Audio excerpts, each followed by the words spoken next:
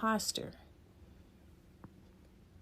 Have you ever went through many years of time and commitment with someone and they never really liked you? Now, I will say, I have told someone I never liked them, but I loved them. So I wasn't faking it till I made it with that person.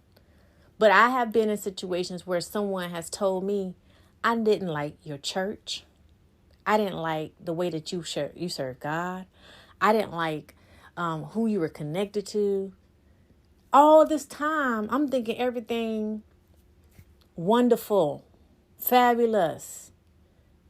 Probably not even thinking of all these other things that were going on around me, because I always want to see the good in people. I want people to see the good in me.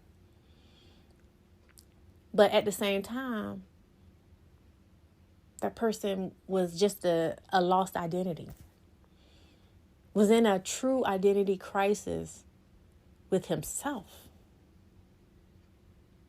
And so it made me look like I'm either just not on board. There was it spun off to a lack of communication. There's so many different avenues, you guys, I can take this imposter syndrome. But when that person projected that on me, after all is said and done, it made me feel as if I wasn't good enough. It made me feel as if I was not loved correctly. So when the new person comes along,